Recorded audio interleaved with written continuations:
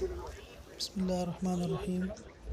یہ مسجد نبوی کا 21 نمبر مین دروازہ ہے کہ اس سے میں مسجد نبوی کے اندر داخل ہو رہا ہوں۔ یہ مسجد کا صحن ہے۔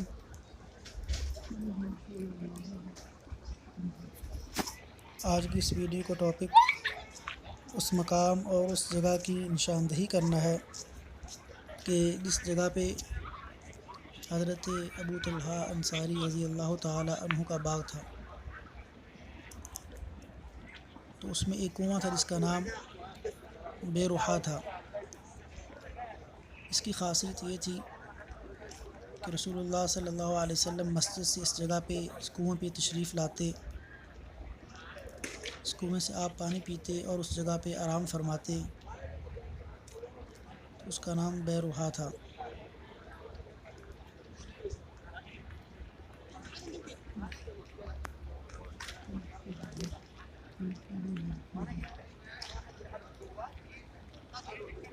یہ ابھی مسجد کا صحن ہے۔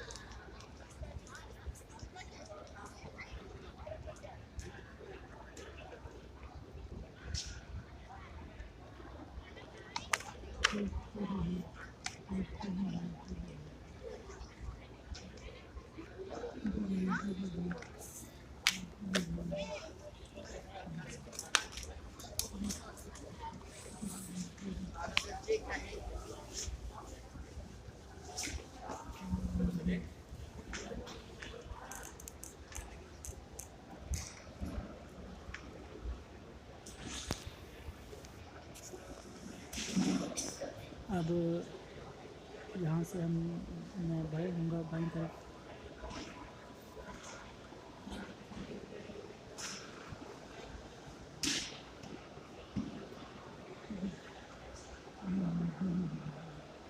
سکون آئے گا، یہ چھوڑ کے پھر دوستون آئیں گے، اور تو یہ ان دوستونوں کے ساتھ ہی یہ وہ جگہ ہے جہاں پہ حضرت ابو طلحہ رضی اللہ تعالی عنہ کا باغ تھا، اور اس میں کنواں تھا۔ یہ کنویں کی جگہ ہے، یہاں پہ یہ دو لوگ بیٹھے ہوئے ہیں۔ اس جگہ پہ وہ کنواں تھا بے روحا، جہاں پہ نبی علیہ السلام آ کے آپ پانی پیتے تھے۔